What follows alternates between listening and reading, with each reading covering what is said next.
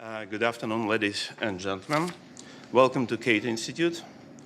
My name is Andrei Larionov. I'm Senior Fellow here at the Center for Global Liberty and Prosperity.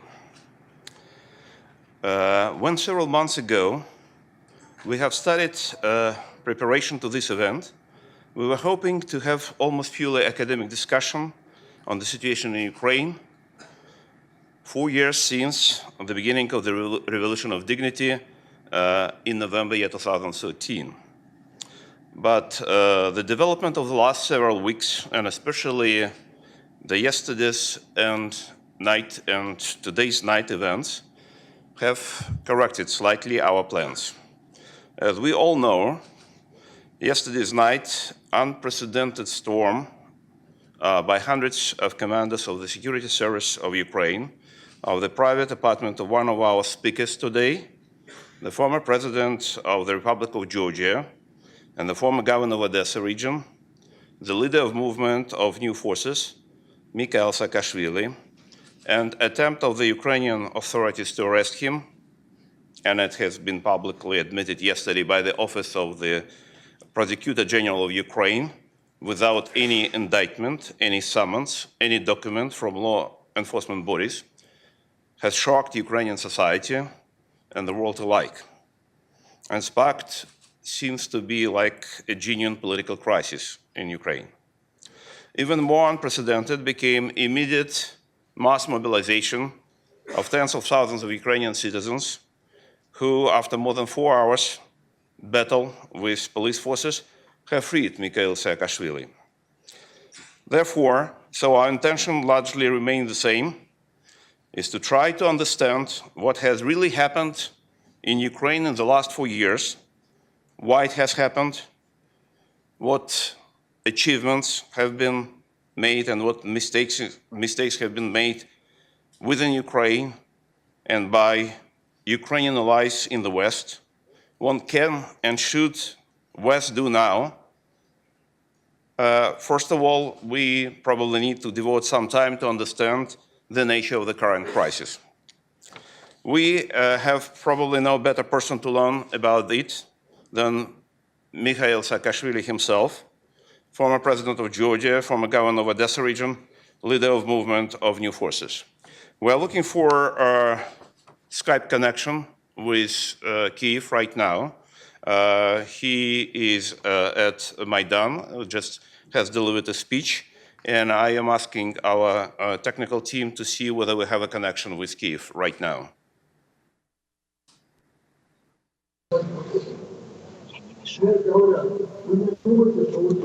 Okay. Do we have? I'm not Mr. Saakashvili. Okay. Yes, we see. Okay, so could you tell us, it's Mr. Fedorin, the head of the Bindukidze Center in Kyiv for economic research. Mr. Fedorin, could you tell us when Mr. Saakashvili could join us?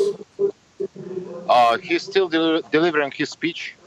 The square is full of people, and I think 2 to 3 minutes will be enough to do it. So I propose to begin with the second speaker, and we'll be here. Okay. Thank you. In this case, probably we'll start this almost academic program that I talked about, and I will ask just to put a short snapshot presentation about the current state of Ukraine over the last few years. This is just very basic information. Probably many of you know these facts, but just to update you with the current events. So over the last several years, since year 2013, Ukrainian government was able to address the most important issue for establishing long-term sustainable economic growth, reduction in size of government.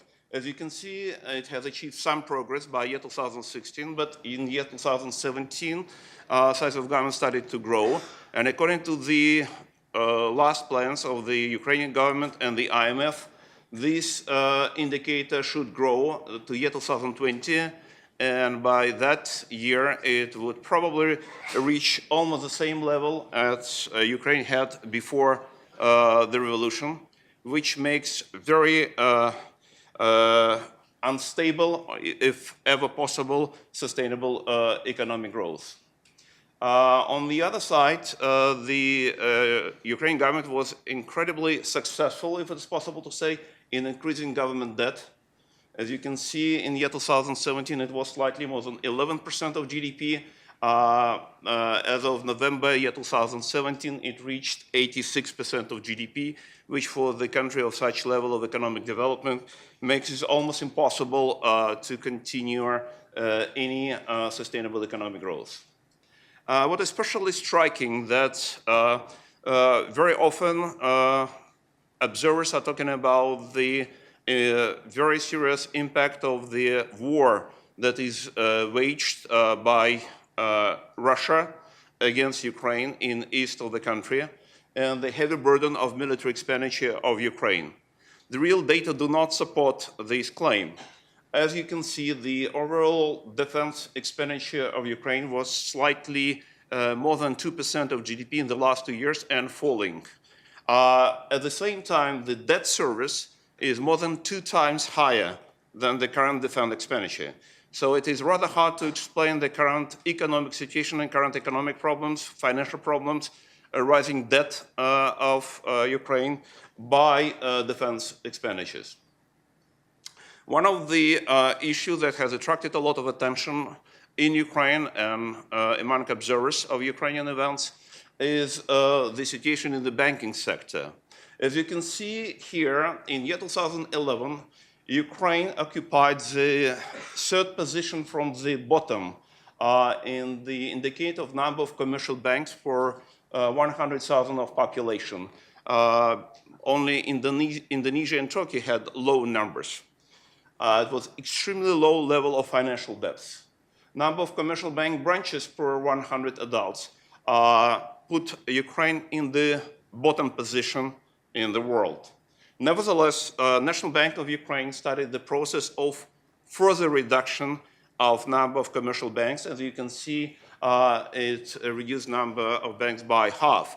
As a result of that, financial debts for Ukrainian economy has been reduced even further, and financial resources available for business became very scarce. Foreign exchange reserves fell substantially, and especially from summer year 2014 to February year 2015, the speed of squandering foreign exchange reserves in Ukraine with the new government was approximately 3 times faster than under President Yanukovych, in calculation per month or per year, as you can see. As a result of that, Ukrainian hryvnia has been devalued and lost about 70% of its value before this crisis. Especially worrisome is a decline in economic freedom index, according to the Fraser Institute. As you can see, is growing down, and initial indicators for year 2016 also showing further decline in economic freedom index. As a result of this, GDP growth was very limited in the last 2 years, after more than 16% decline in year 2014 and year 2015. Even more worrisome is a decline in rule of law measured by Freedom House, as you can see here, over the last several years. A reflection of this situation is the substantial changes in public opinion polls. Here, as you can see, the result of the 3rd annual Ukrainian municipal survey performed on behalf of the Canadian government. As you can see, for January and February year 2017, according to different regions of Ukraine. Even in the region of Vinnytsia, the birth or the kind of the central place for the President Poroshenko, the support of the president is relatively low. Strongly approve his actions about 3% of population, 28% just approve. Majority of people do not have such view. A very similar picture about the support of the current government through the different regions. So I would stop here just to give some kind of general picture about the Ukraine situation. And once again, we'll see whether we have a connection with Kyiv right now. So.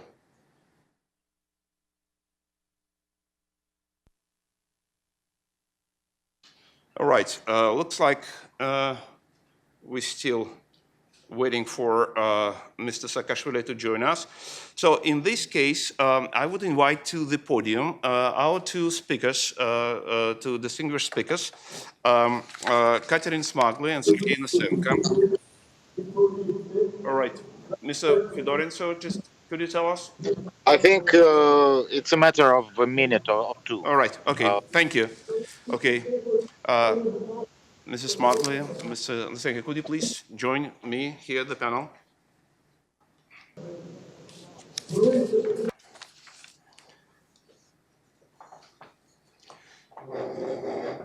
Let me introduce, first of all, Katerina Smagly. She is the director of the Kennan Institute's office in Kyiv. Prior to joining the Kennan Institute, she served as a consultant of the European Endowment for Democracy, program director at the International Renaissance Foundation in Ukraine, and political assistant at the US Embassy in Kyiv. Last August, Katerina has written an article, Wake Up Call for Ukrainian Civil Society, that sparked explosion of debate on what is going on with the NGO sector in Ukraine, what is right and what is wrong, and what policy should be taken by the Western allies towards Ukrainian civil society. Mrs. Smagly, the floor is yours.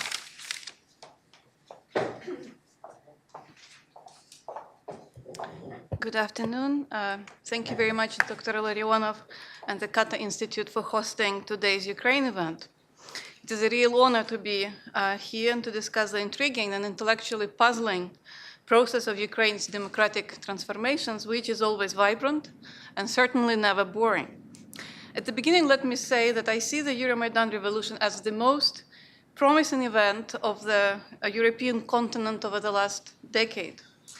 At the background of growing authoritarianism, populism, nationalism, and Euroscepticism, Ukraine has demonstrated something different because its people stood up for the universal values of freedom, democracy, the rule of law, and they clearly, by standing up for these common values, Ukraine has once again demonstrated that it became and remains to be a strategic partner of the United States. They contributed to the European and global security, and potentially a strong and reliable partner of the European Union and the United States.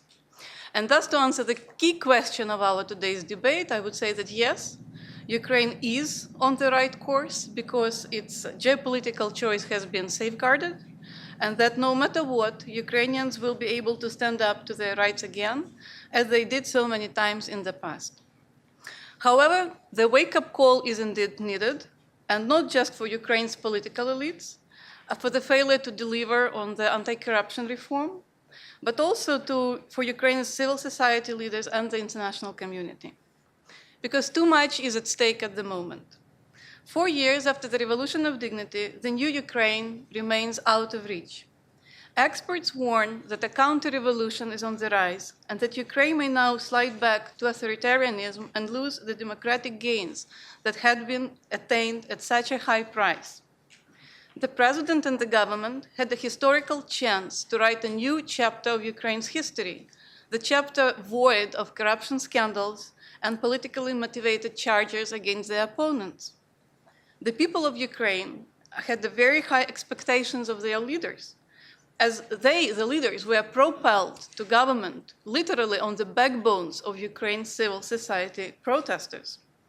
More than 100 people were killed, and speaking at the Verkhovna Rada exactly 2 years ago in December 2015, Vice President Biden put it very bluntly, looking in the eyes of Ukraine's parliamentary members, their sacrifice is your obligation.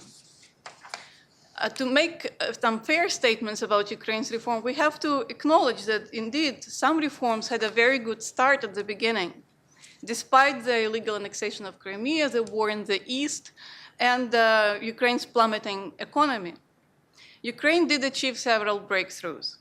It improved its security and defense, established a much more capable army, cleaned up the endemically corrupt oil and gas sector and now has zero dependency on Russian gas. It set up 3 anti-corruption agencies, including the Anti-Corruption Bureau, Anti-Corruption Prosecutor's Office, and the National Agency for Corruption Prevention. It established the famous, I believe now the world-famous procurement system, Prozora, or Transparent, which allows Ukraine's government to save millions of hryvnia on funds which were previously embezzled by corrupt officials who were selling different goods for the state. The new police has been set up, and pension, education, and health reform bills were adopted. But this is barely enough. As Ukraine's journalist Vitaly Sich recently wrote, I thought that after the killing of 100 people on the Maidan, after the deaths of thousands of people in the East, Ukraine will never be the same. However, we still see that corruption, schemes, and political deals still exist at the highest level.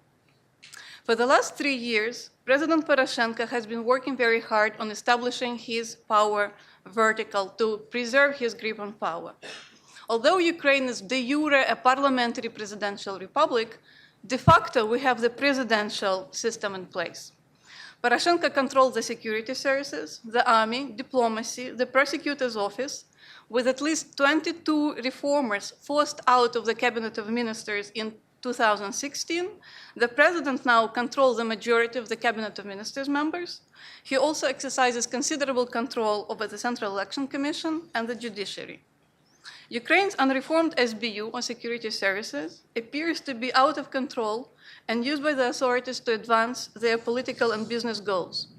Since Russia launched its aggression in the East, SBU has accumulated massive powers and became even more secretive and unaccountable. It opens politically motivated cases even against former Euromaidan activists like Yulia Marushevskaya, the famous member of Saakashvili's team in Odessa, who was in charge of the Odessa Customs Office. Police reform is also incomplete, and police became a political weapon as well. Arrests and illegal deportations of Mikhail Saakashvili's associates without court warrants illustrate this most evidently. At the time when Ukraine's post-Euromaidan leaders do not hesitate to arrest political opponents, they fail to convict even one person for the murder of 100 protesters at Euromaidan. The judicial reform is similarly slow. It has taken 18 months to nominate judges for the new Supreme Court. Almost 30 out of 113 new Supreme Court judges were disqualified by civil society for violating judicial ethics, possessing ill-gotten wealth, and making unlawful rulings. But nevertheless, President Poroshenko accepted their credentials. In the last months, it became increasingly evident that Ukraine's anti-corruption bodies cannot fulfill their function, and that presidential administration attempts to control their work.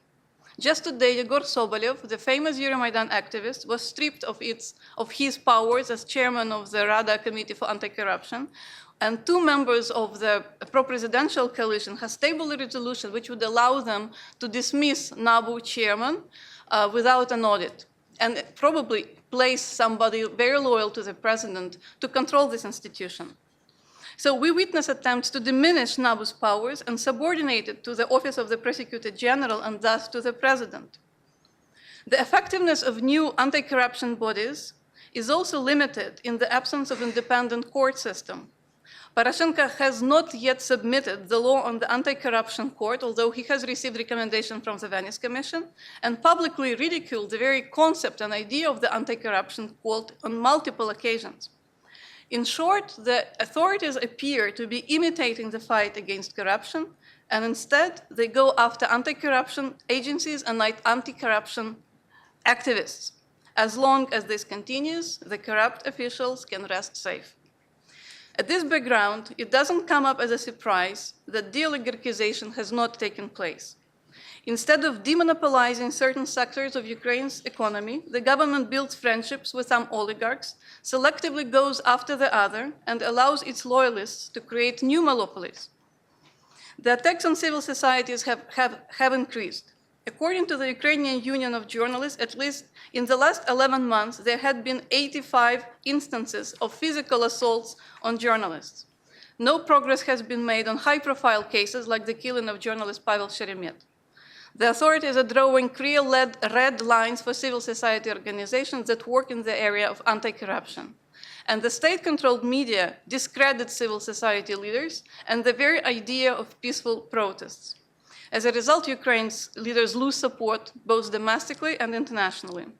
Just yesterday, the State Department has, for the first time, I believe, issued its very strong statement urging the government to step up its efforts in the fight against corruption by providing support, resources, and defense to the new anti-corruption bodies. As Secretary Tillerson put it, it serves no purpose for Ukraine to find for its body in Donbass if it loses its soul to corruption. The European Commission has issued a similarly strong statement almost simultaneously, and at the last Eastern Partnership Summit, which was held in Brussels on November 24th, the European Commission decided to hold back on transferring to Ukraine the third and final tranche of 600 million euro of aid. Among the stumbling blocks were the failure to launch an automatic check on electronic assets declarations. To sum up, this is a critical moment for Ukraine. The President Poroshenko is busy reconstructing his power vertical before the 2019 elections, and the combination of weakening economy and war without end is paving road for populists and hardline nationalists. The authorities already use the controlled media to rally the nation's citizens around patriotism as a way of deflecting the attention from the difficulties they are facing at home. The EU and the United States are busy with their own priorities, and thus the return of Ukraine fatigue and decline in assistance is a real possibility. So we believe that it is necessary now to discuss new approaches to help the people of Ukraine and its leaders to persevere on the path of structural reforms and to ensure that Ukraine stays on the right track. One of the ways to do this is for the West to open an honest dialogue with Ukraine and stop pretending that things are okay because things are not okay. The system would have gotten nowhere defending Ukraine's corrupt political system without Western support. We've seen a lot of friendly pressure in the past, but unfortunately it doesn't help. So just the opposite. The old forces of the old Ukraine have waited patiently for the Maidan fever to evaporate, to go on the offensive. So as long as Western leaders see Ukraine as a protector of Europe against Russia, Poroshenko can act domestically as any other Ukrainian politician for whom the borders between power, money, and force are blurred. We will discuss other policy recommendations after every speaker will have a chance to present his or her statements, and I would welcome your comments and questions as well. Thank you very much for your attention.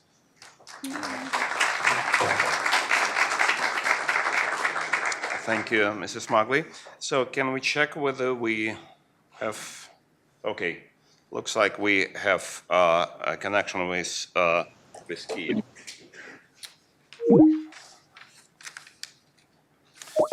Right. All right. So it looks like we're establishing connection. So nearly 4 years have passed since the Ukrainian Revolution of Dignity brought down the corrupt government of Viktor Yanukovych. This revolution inspired widespread support in Ukraine and around the world and generated hope for a better future for the country and for the whole region. Yet Ukrainian expectations are far from being met. The economy has shrunk by 16%, the authorities have devalued the currency and defaulted on national debt. Living standards of Ukrainians have plummeted. Economic growth remains weak.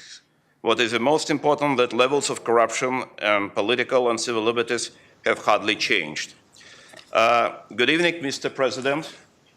You just came from the meeting near Verkhovna Rada, Parliament of Ukraine. Yesterday's event have shocked many observers, sincere and friendly supporters of new Ukraine, Ukraine that is fighting aggressor, Putin's Kremlin, Ukraine that is looking forward for a bright future among free, democratic and peaceful nations. It was a shock for those who for the last 4 years have never expected anything similar to what with indignation we saw yesterday's night and today's night near the Ukrainian parliament. Mr. President, please tell us what all these attacks and all these actions of the authorities towards you, towards many other political leaders and civil activists means. How should we understand the very nature of the current political regime? whether Mr. Poroshenko became another edition of Mr. Yanukovych, what mistakes have been made by the West in its policy towards Ukraine over the course of the last 4 years, what the West should do now. Mr. President, welcome. Well, first of all, thank you for inviting me. Oh, sorry, I have lost a little bit voice now. I just came from gathering, that's why I was late, where we have several thousand people standing in front of Ukrainian Rada. It's like daily events now. They come, they go. Last Sunday we had biggest ever march after second Maidan, after the Euromaidan, march against corruption. The entire Krishchatik was full of people. Well, look, the things against us, they got built up for some time already. First, they allowed the local mafia to expel me from Odessa. Then Poroshenko arranged it through Ministry of Justice, my party's registration to be cancelled. Then I was deprived of citizenship for all kind of fake reasons. And then I was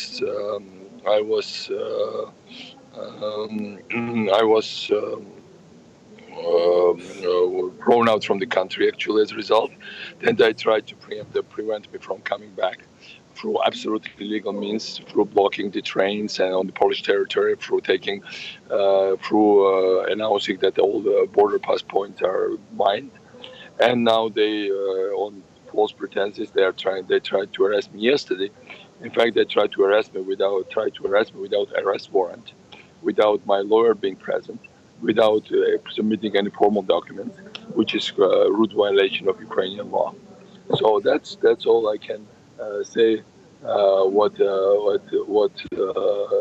What is happening about me, but I think overall that's an all-out attack on Ukraine's institutions. National Anti-Corruption Bureau of Ukraine is under huge attack.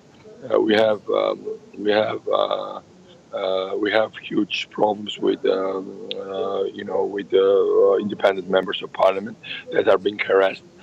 Today, indeed, they took decision, the committee, to fire the independent chairman of the Anti-Corruption Committee of the Parliament,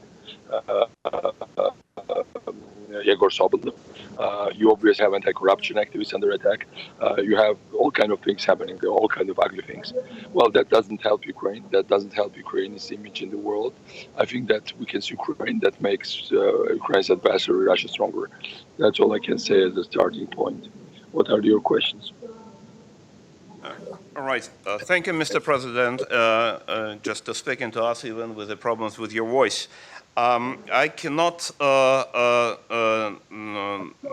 avoid the question that became in the center of debate yesterday and today. Prosecutor General of Ukraine yesterday has accused you in conspiring with Putin's Russia, calling you as an agent of FSB. And today, about 5 hours ago, President Poroshenko himself has called you and your supporters and your colleagues as enemy of Ukrainian people, working on behalf of Russia. You were president of Georgia for 9 years, and under your leadership, you and your team have implemented the probably most radical economic, political, and legal reforms in that country, making it one of the most dynamic country in the region, one of the cleanest from the point of corruption, with the most effective police, honest and respected in the society, with economic growth about 12% per year. That country became very respected in the region, and not only in the region.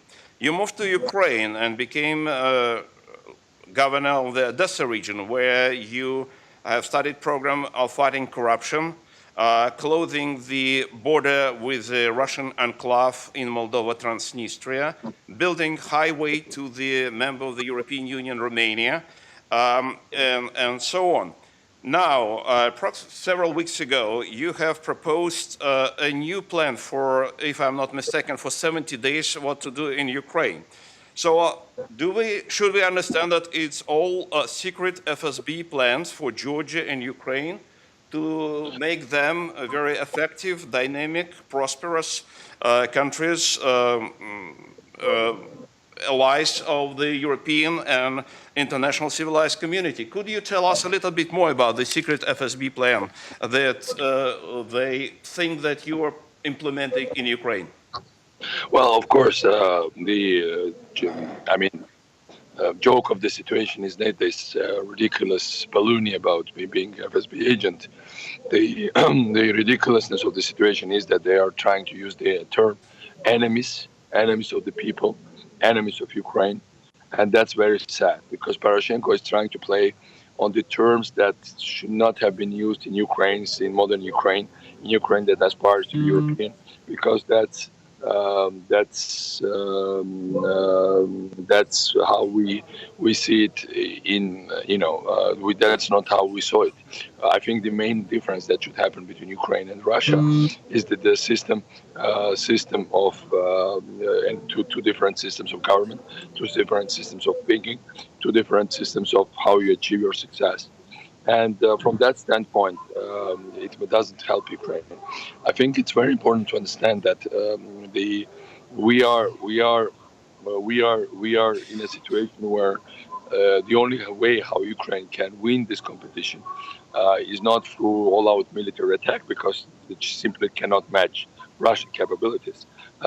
And there are many other reasons why it shouldn't be doing now this. It's through obtaining double-digit growth, through building better roads than Russia, through giving better perspective than Russia gives its citizens. And if it ever happens, I was in NATO summit present in Bucharest in 2009 when Putin said Ukraine is not a real country, it's a territory. And that's a Putin's gamble. He wants to prove that Ukraine is a territory, not a real country. So from that standpoint, I think if Ukraine succeeds, then that's the end of Putin. That's the closest way to end Putin's system. And the very moment Putin has crisis, Putin is undermined inside Russia, I'll tell you, Ukraine will regain its territorial integrity. So that's how I see a plan of victory for Ukraine. And that's my secret plan, obviously, but a very open one, because I talk about it every day.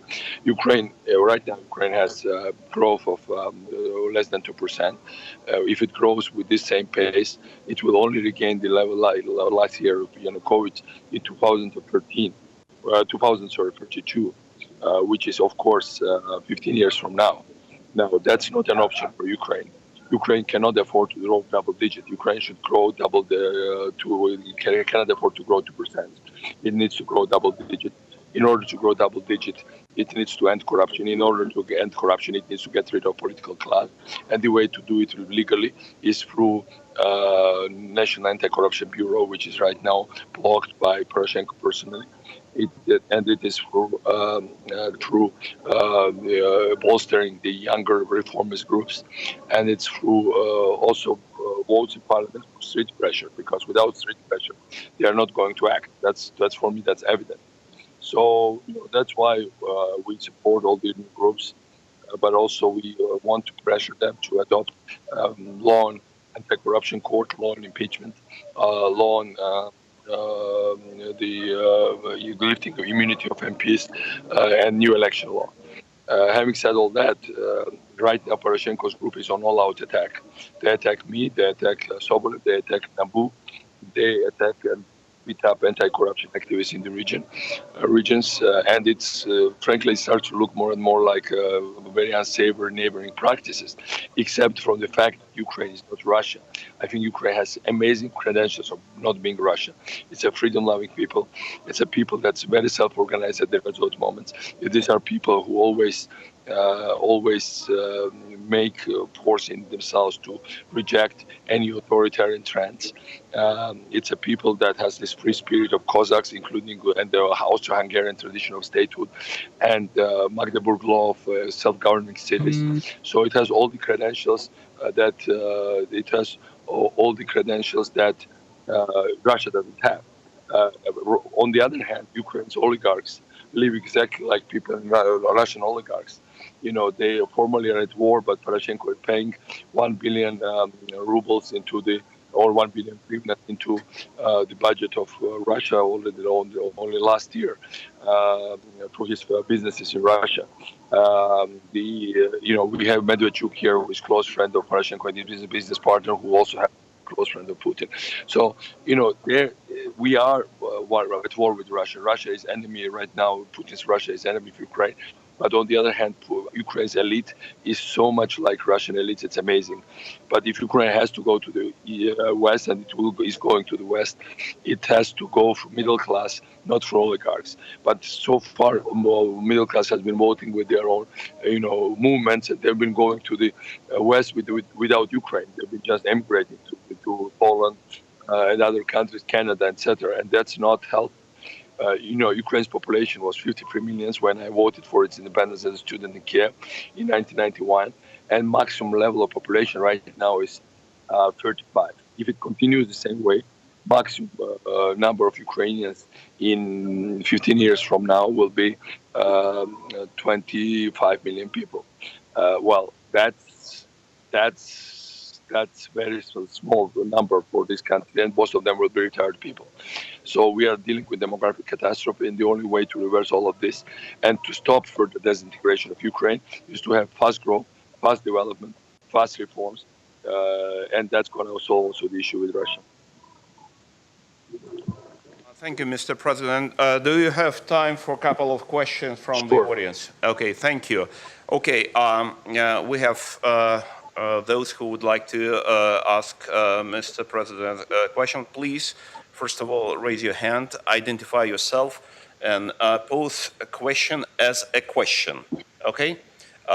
Yes, microphone, please, here.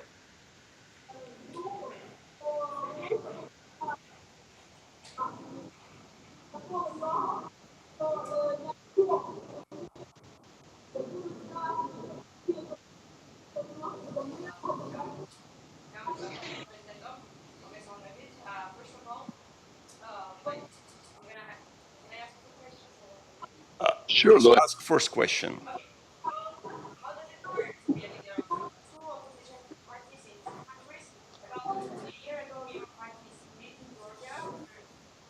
Over your role, partly, and you have declared that once the party split, that this was, you stopped a vicious plan to remove you from the leadership role in Georgia.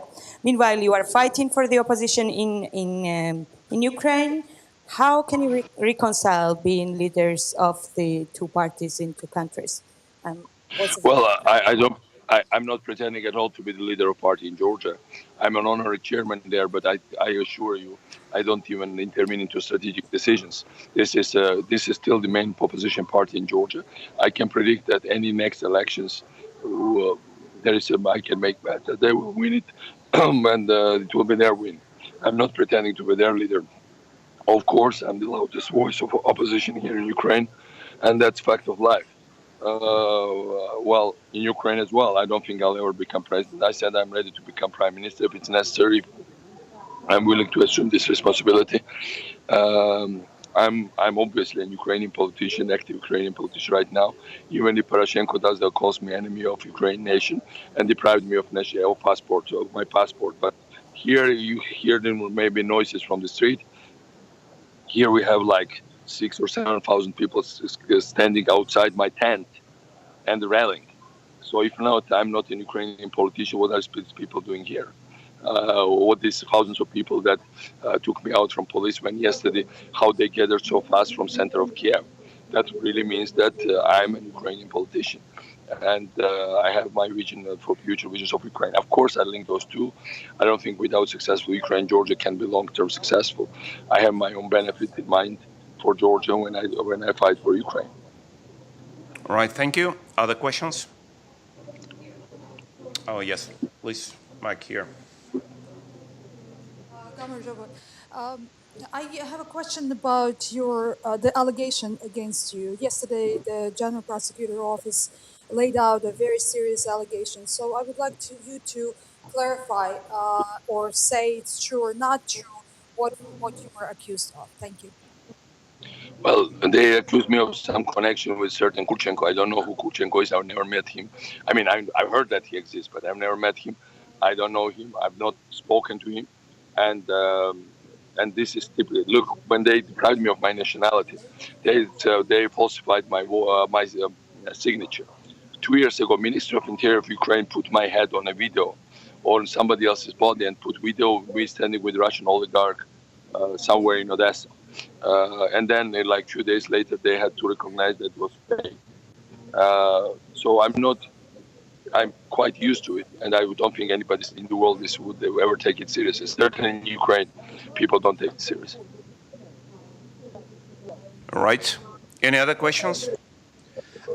Mr. President, may I ask you probably one of the most important questions for the West, for Western allies of Ukraine nowadays. After these 4 years after Revolution of Dignity, what your advice would be for the West, the whole, and for the United States, for international organizations?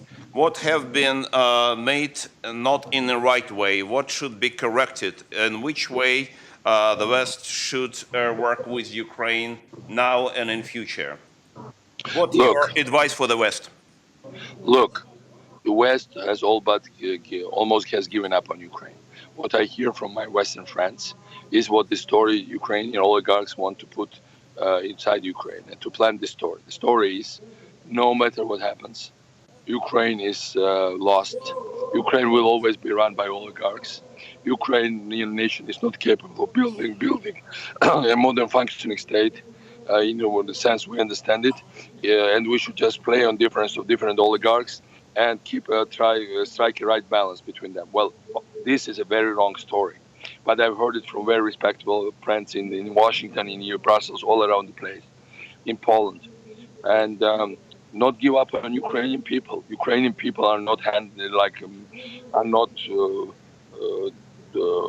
are fully normal people. They are very talented, very hardworking, good people.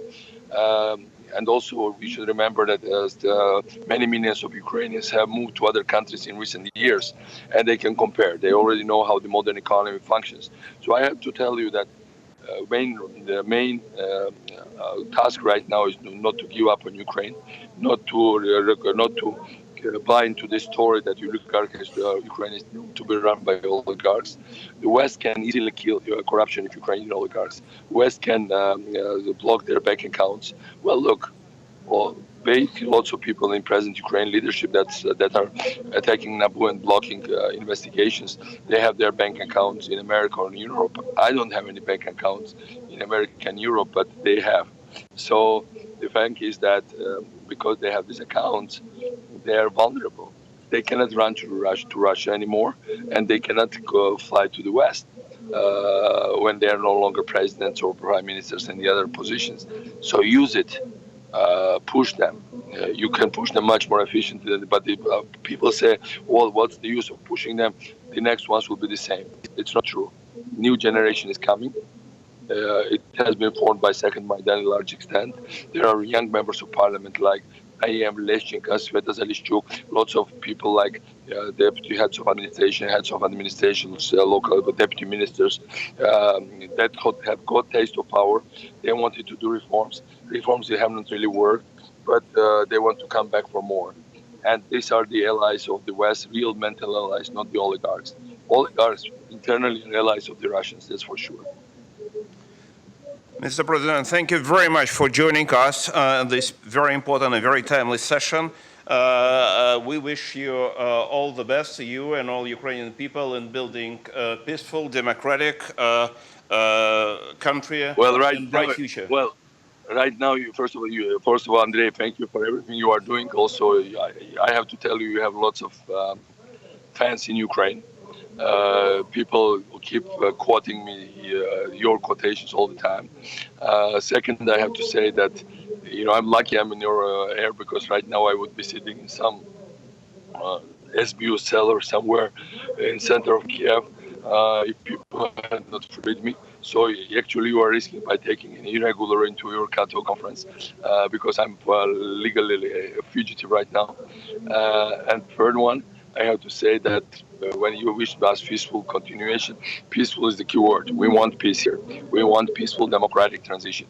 And that will be decisive for the future of Ukraine and all of us. Thank you. Once again, thank you very much. Be safe, and all Ukrainians must be safe and prosperous and democratic in free country. Thank you very much.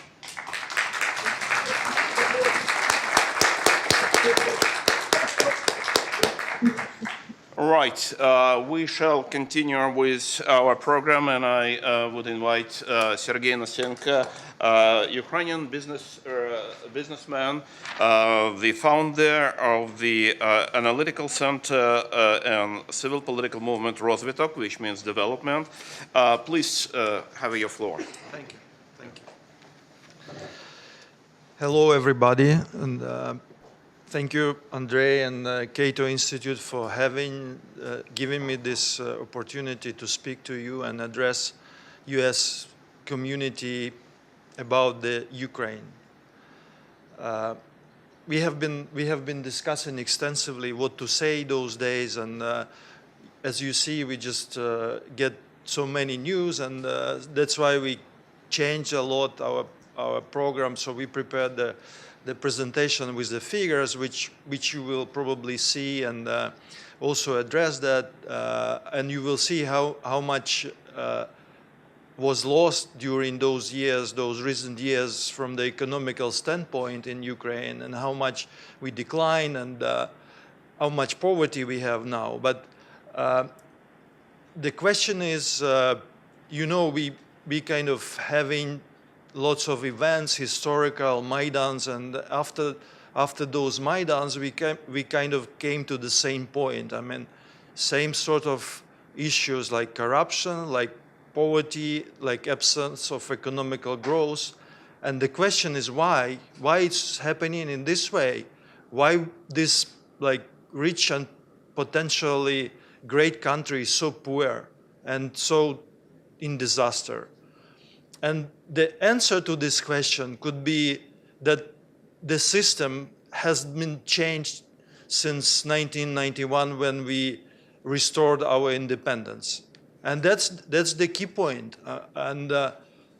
Now if you look at the political map of Ukraine, you see the same kind of tendency. I mean, you have left parties everywhere. I mean, it doesn't matter if they say they are nationalists, they're patriots, or they are just social democrats. They are all left. They kind of use the same rhetoric, and they say to the people, we are going to take from the rich and distribute, which is completely wrong. I mean, because we have witnessed those kind of political platform in the Soviet Union, and it failed, and it cost millions of lives. So why should Ukraine continue in this way in the 21st century?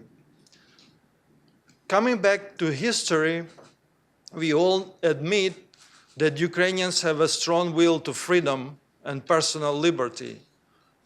Probably is the only one country on the Soviet space which demonstrated this will so strongly on the first and the second Maidan, not taking into consideration the suffer and the loss of the 20th centuries, where both of the world wars were held practically in the territory of Ukraine, when we lost around 5 million people during famine, and it just the price people were paying for freedom, for their national identity. And what we have now is just not acceptable. I mean, the question of this panel is if Ukraine is on the right way, and the answer is no, absolutely no. And the next question is who's responsible? I would say this is the government. I mean, because people bringing them to power was expecting very different. They were expecting the change, the reform, not the prosecution. I mean, before prosecute, you have to change the system so people understand that in the current situation, every single entrepreneur in Ukraine is a potential criminal. I don't know if you feel it, but I was doing business in my country since '91 and then never get rid of that feeling, because in the Soviet Union there was an OBHSS who was prosecuting every kind of economical activity. Now we have prosecutor's office, we have fiscal authorities who are completely corrupt, they take bribes, and they just depress the economy. There is no respect for private property. That's why there is no investment in the country, because people could not protect their rights for property in the courts. They could not repatriate their profit because of the national bank making those regulations and practically making it impossible to get money out of the country. So in this world, economical growth is something essential. And then when we founded our organization, which we intentionally called development, we were focusing on those issues and traveling around the country, speaking to the ordinary people. We understood that they are not educated at all about their opportunities as economical individuals. You know, they still think about big government. They think about the state-owned economy, which is probably outdated already for many years. So this is kind of philosophy which is behind of the Ukraine. I mean, you don't need to have a great and big state budget to make people comfortable in your country. You just need to give them freedom and opportunities. And we are dreaming about this sort of a country where every individual, doesn't matter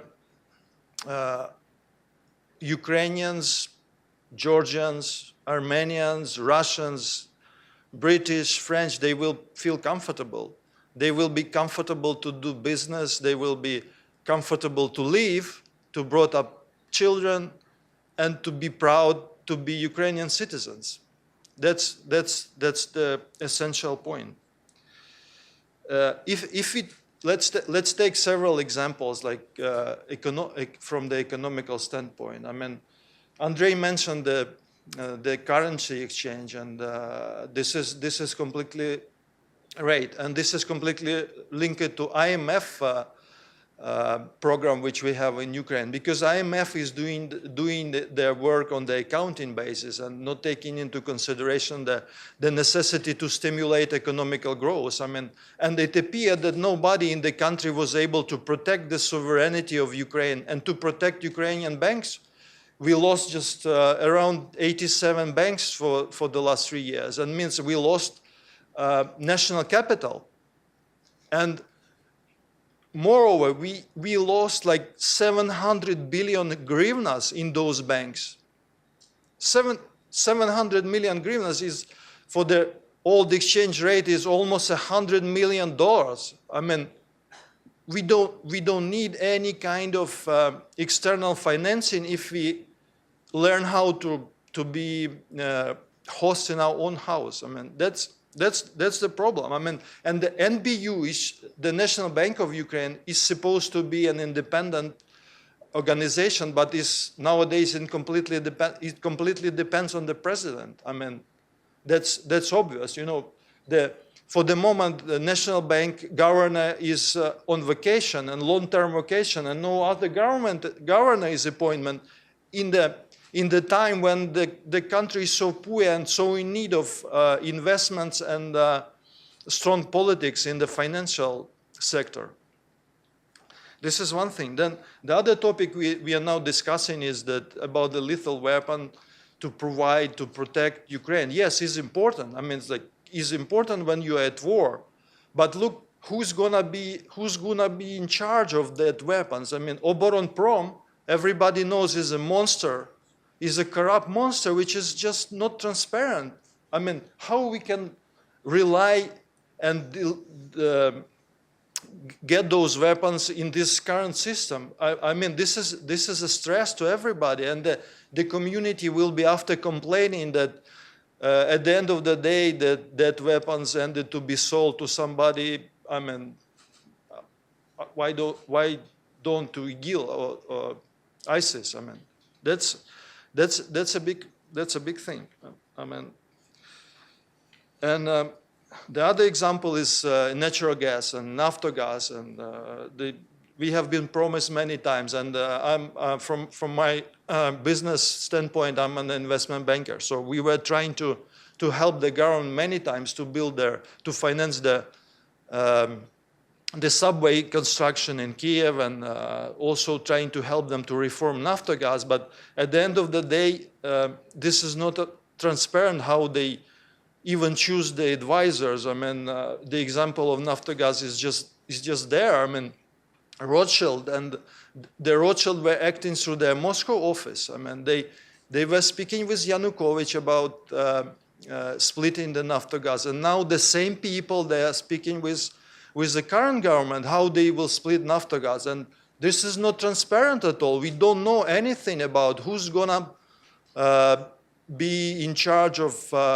transit of natural gas. And the other story is everybody says that we need an investment to increase our own production. At the end of the day, as I said, you couldn't just get any kind of investment from outside because the rule of law is not there, is completely prohibitive to any kind of investor to put money into the country. So we will still be dependent, doesn't matter what the government say, we will still be dependent on the importing of natural gas. I mean, and then we all know that the gas which is coming from the side of Europe is in fact has Russian origin, unfortunately. And at the same time, in the 70s, Ukraine used to be the only one of the few natural gas producing regions in the Soviet Union before they start developing the Siberia. So that's a huge deposit there. And strategically, Ukraine is very important for the world. I mean, it's just, as I said, the wars were always there because of the geopolitical location. We have the best agricultural lands in Europe. So that's a country which can offer many things to the international community, international business communities and investors. But at this moment, we just could not realize that potential, unfortunately. So I just said about the main thing which are not good in the country, but to my mind, the plan is just completely changes the system. The system to deregulate, to remove the procedures which are source of corruption, and then after that we will be able to prosecute people because for the moment you literally can prosecute everybody. I mean, in our organization we have several business people like IT guys, and they always complain, I mean, about the law enforcement authorities are just a part of a business process, which is completely unacceptable. It doesn't matter if it's the tender procedures or just normal economical activity. The other thing is the tax reform. We should change the tax system, which is absolutely outdated. We should come back to the conditions when the national capital will be growing again and not declining like it happened right now. So from the international standpoint, I would suggest that we should not say Ukraine is the government in Ukraine. We should think about people and separate people and the government for the moment, because unfortunately, to my opinion, and it's supported by the facts that people are leaving the country, you know, that's like 30 million, 32 million people instead of official 45 is just very sad. I mean, young people leaving to live in Poland, in Germany, everywhere, they just don't stay. So we are losing the country, and that's the point to just completely redo the system. Thank you. All right, thank you very much, Sergey. So now we're moving to the Q&A session, but let me ask first question for both of our speakers. Now we have a very clear-cut two different responses to the question that has been posed as the title of this panel. Is Ukraine on the right course? We have the very clear answer yes, and we have a clear answer no. So that's give us a floor for interesting discussion ahead of us. May I ask you, over the last time, there was a lot of comparison of the current government and current political regime with the previous one, Mr. Poroshenko with Mr. Yanukovych. Putting aside the foreign policy, putting aside the defense, the war in East Ukraine and situation in Crimea, let's talk about the internal domestic situation, domestic policies of the current government in economic area, towards political opponent and political system, towards civil society. What's your assessment? How would you compare these two governments, Mr. Yanukovych and Mr. Poroshenko? Mr. Poroshenko, similar, not similar? What is common, what is different between two governments? You want to start, Kat? No, I don't. Yeah, excuse me. Hello. Yeah, economically speaking, I would say this is the same because you know the story about debts and poor economical performance started exactly after Yanukovych was elected. I mean, the hard law enforcement and the raiders, that problem started there, and then the Maidan was also about that. I mean, because the economical activity of the people changed dramatically. I mean, you know, Yushchenko was very liberal in this way, and then people get hope, and then Yanukovych changed it backwards, and Maidan. The second Maidan, the dignity revolution, was also because of that. But the new hope never came true because the new government, they just headed the corruption system which was created by Yanukovych, unfortunately.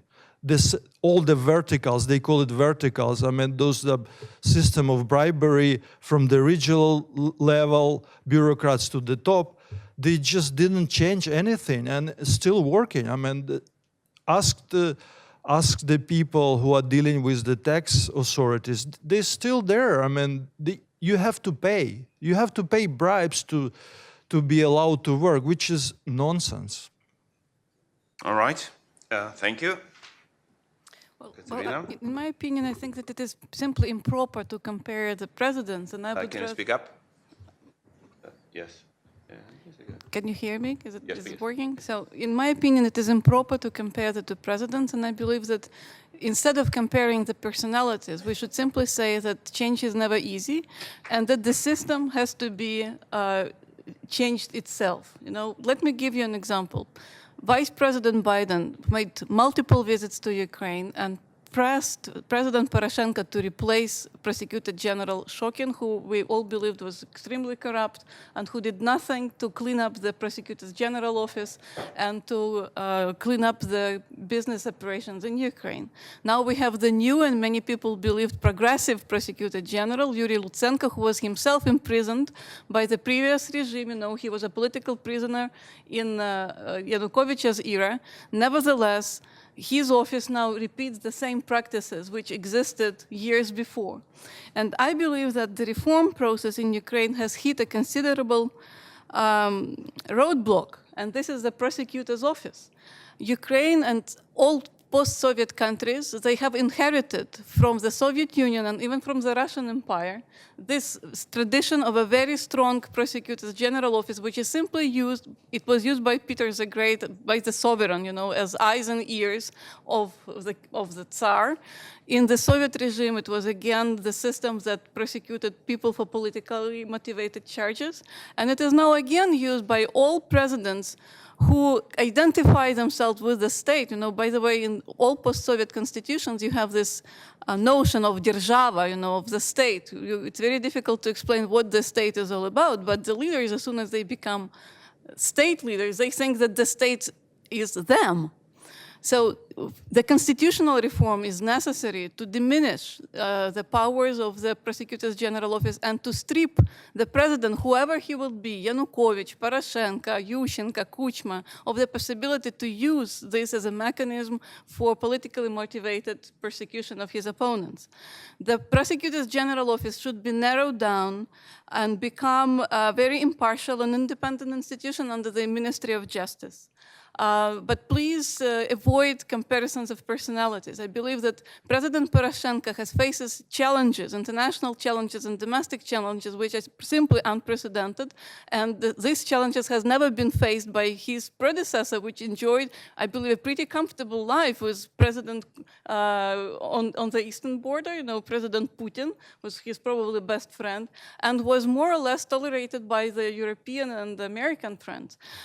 President Poroshenko does have to deliver on many other promises, but I believe that the current situation in Ukraine has probably still gives him a chance to demonstrate that he is a strong leader of the country, and with some corrections in the current policy, the Ukraine will divert into the right direction. All right, thank you.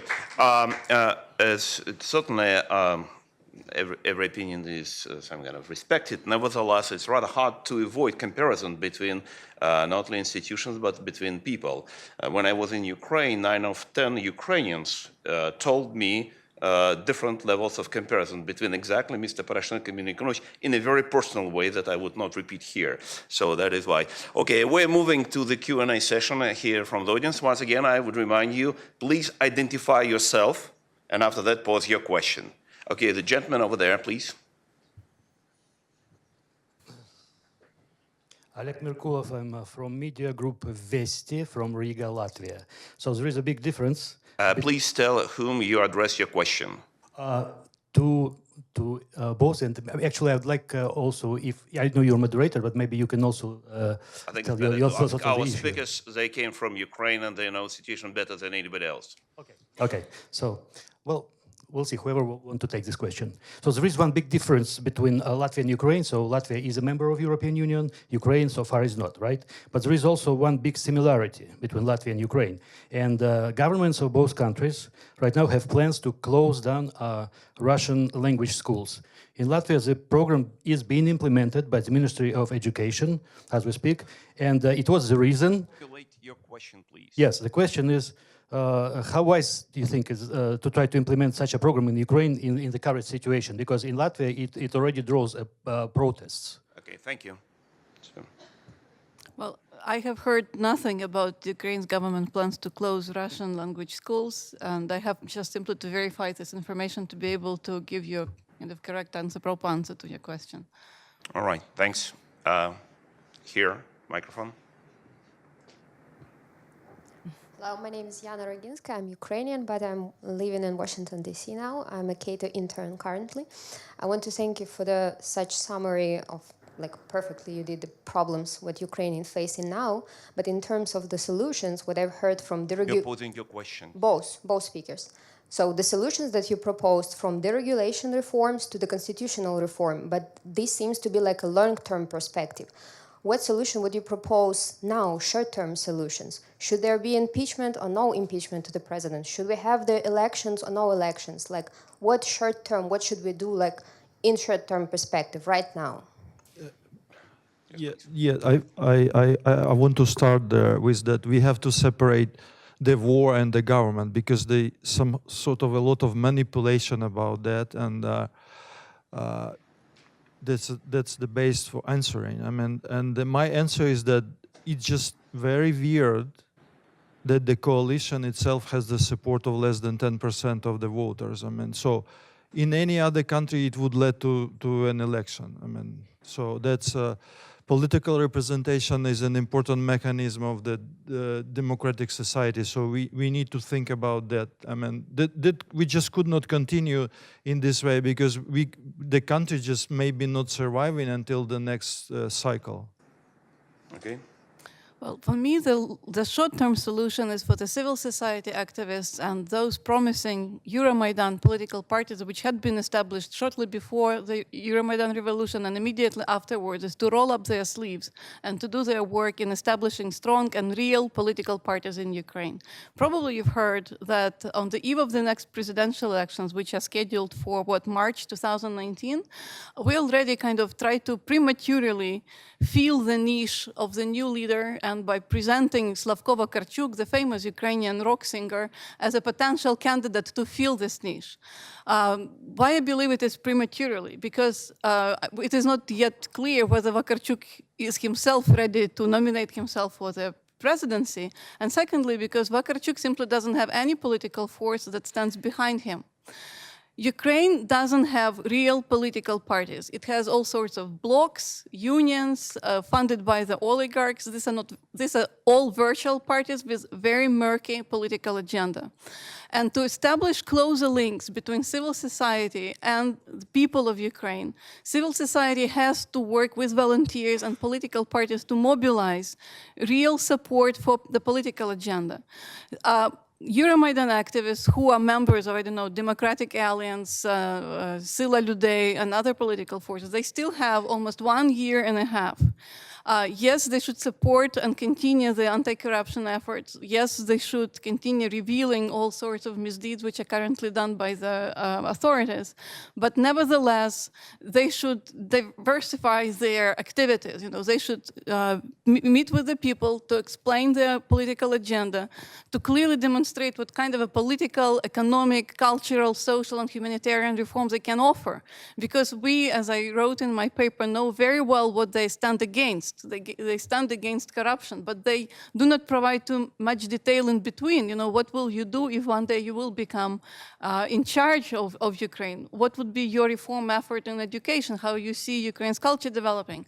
So my short-term solution is to strengthen political parties in Ukraine, especially those parties which are led by young and promising politicians, because Ukraine will not change until the new generation of its leaders changes. And of course, in connection with this, sorry to kind of bring so much information in one speech, Ukraine now has, and with probably the pressure from the international community, has to do something with the Central Election Commission, because this would be the key institution responsible for delivering and ensuring that the next presidential and parliamentary elections are clean. You know that 13 mandates out of 15 members of the Central Election Commission is already terminated. They have to be terminated. And nevertheless, President Poroshenko failed to nominate new candidates to the Central Election Commission because naturally he wants to have a loyal Central Election Commission which would ensure, that everything is under control. So even Mr. Akhendovsky, who is now chairman of the Central Election Commission, is facing criminal charges for accepting bribe from the Party of Regions. He was in charge of the Central Commission under the Yanukovych regime.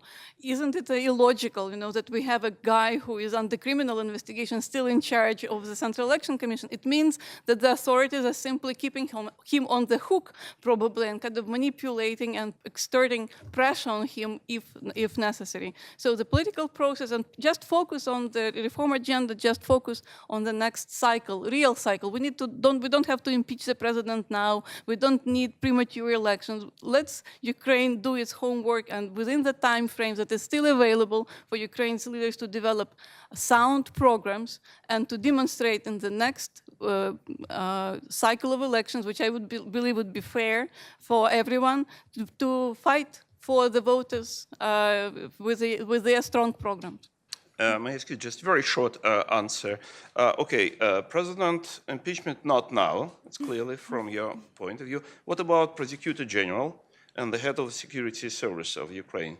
Based on the actions last night and the previous, again, the political opponents and civil activists and so on.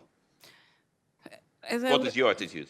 As I explained, I believe that President Poroshenko will find a third Mr. Shokin or Mr. Lutsenko, whatever his or her name would be. All right, thank you very much. It's very important system, and very informative answer. It will be another Mr. Gritsaka, another Mr. Lutsenko. Just to let you know that yesterday the prosecutors generals, they started the criminal investigation against Bendukidze Center. We saw Vladimir Fedorin, who is the head. So just don't forget about that. To build political parties, you need the freedom, because otherwise you're going to be prosecuted by the corrupt law enforcement authorities, and that's a big problem. All right, thank you. Professor Osland. Anders Åslund, Atlantic Council. Thank you very much for excellent presentation, and congratulations to you, Andrei, for putting this together. My question concerns property rights and the judicial system. 3 countries have really succeeded: Georgia, as mentioned, Estonia, and East Germany. They sacked all prosecutors, they sacked all judges, and built up new systems.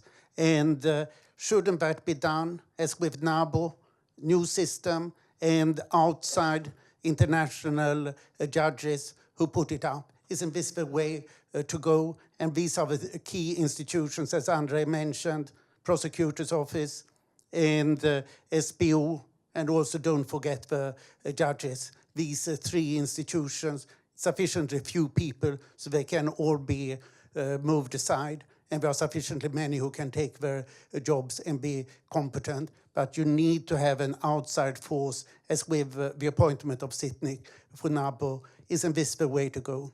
Thank you. Okay. Thank you. And before just I give you a chance to answer, I would like to ask you, Anders, for bringing the issue of NABU, National Anti-Corruption Bureau of Ukraine, which is now the most independent, the most honest organization that is fighting corruption. It is under unprecedented concentrated attack from the authorities. Not only Mr. Saakashvili, not only Minduk in the center, but those who really fighting corruption. Okay, Mr. Lysenko, what would be your answer to the question? Yeah, I mean, we have witnessed some efforts to do that with the national police, building a new force, but it's some sort of stop it in the middle. But I completely support that we need to completely get rid of old people in the legal system. You couldn't just repair it. It's just, I mean, impossible. You need to start from the scratch. I completely agree. Okay. I am not an economist, so I simply pass on this question. Sorry, I'm not an Not expert. so much about economy, it's about institutional development, institutional structure of the country. Okay, anyway, so the gentleman over there.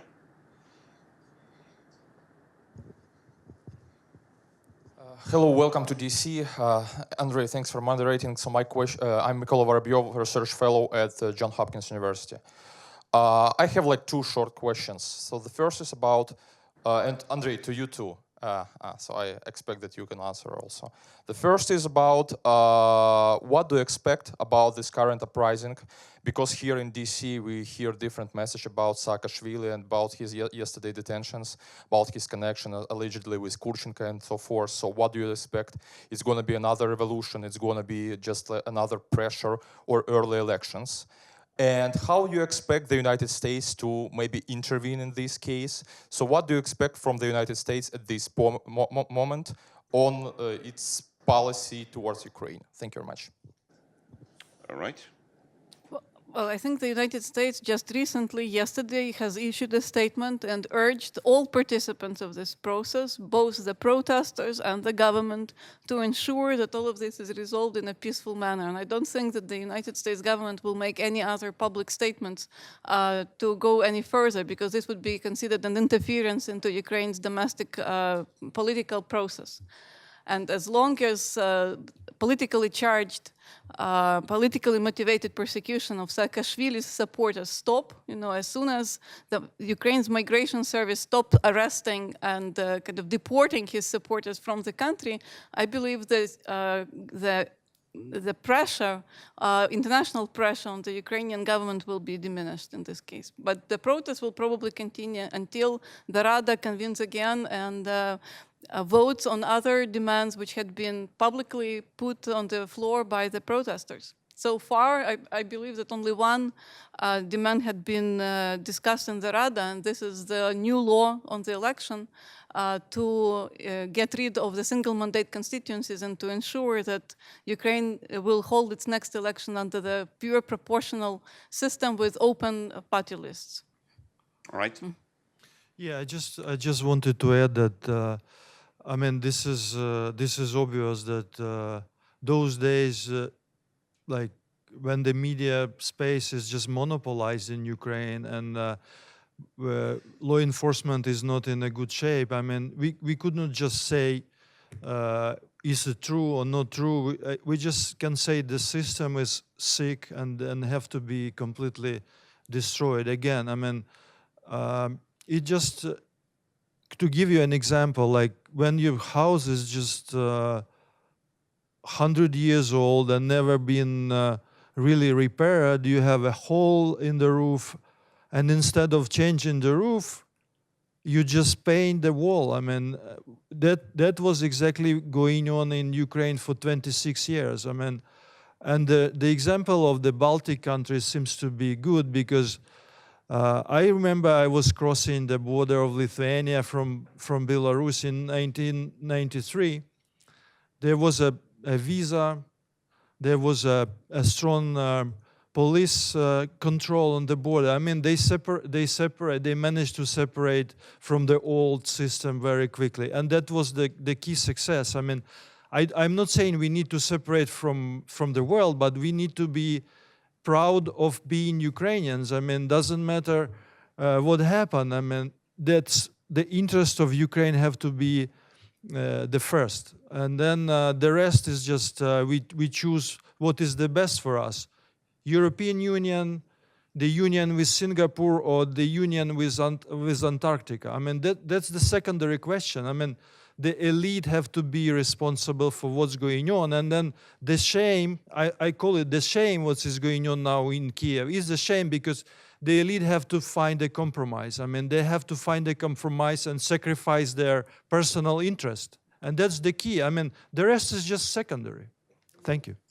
Okay, very short comments on your question about this accusation of Mr. Saakashvili and conspiring with Russian FSB and services. So they are ridiculous. Mr. Saakashvili is the most hated person by Mr. Putin in the whole post-Soviet space and maybe in the whole world. Mr. Saakashvili was able to defend Georgia in year 2008 war during aggression. He did not allow Russian troops to conquer Tbilisi, the capital of Georgia. He did not allow Putin to overthrow the Georgian government. He was able to defend Georgian independence. And Georgia still is an independent country, not a puppet regime as Mr. Putin wanted. Mr. Saakashvili moved to Odessa and actually did not allow to develop what we can see now in east of Ukraine in Donbass, because it exactly what the plan was to do it in Transnistria in Odessa region. He was effectively in putting down this coup plot organized by the FSB. He was extremely helpful in bringing Ukraine towards Europe, not only building highways, but kind of bringing and building the Navy base for Ukrainian Navy in Odessa, strengthening it. Just his plan for the 70 days how to transform Ukraine, it's a la Georgia plan for fast reformation of Ukraine to produce a similar result that he has been able to achieve in Georgia. So all these accusations are completely ridiculous, and it shows the level and style of the attitudes that demonstrated by the current Ukrainian governments towards Mr. Saakashvili, towards Mr. Fedorin in Bendukidze Center, towards Nabu, towards many others, their political opponents. I have just really last minute, and I would really ask both of you to give us your short advice to the West.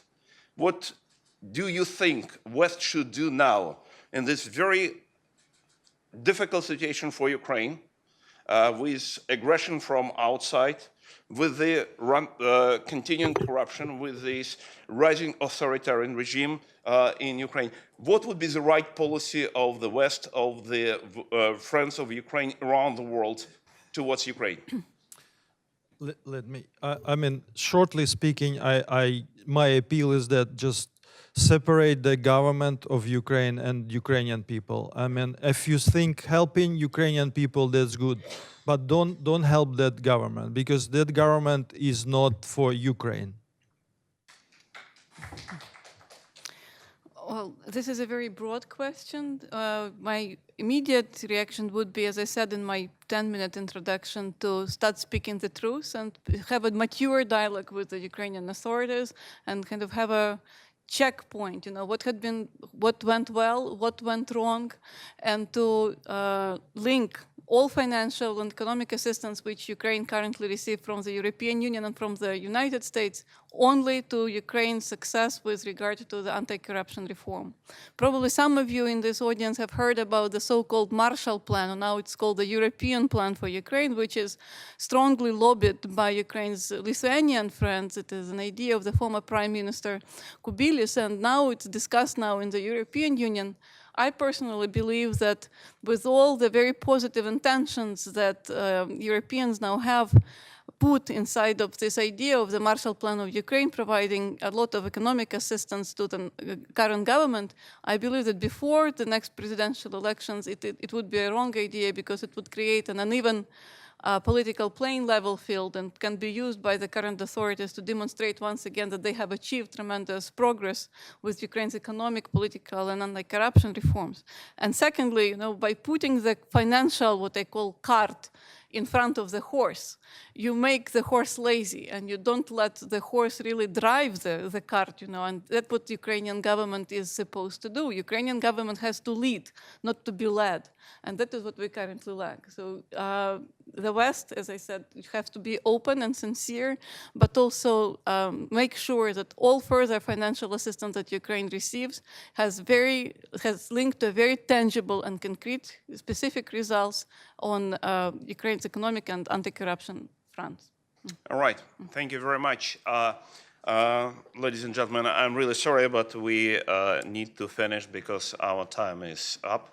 So could you please help me to thank our excellent speakers today for these wonderful presentations?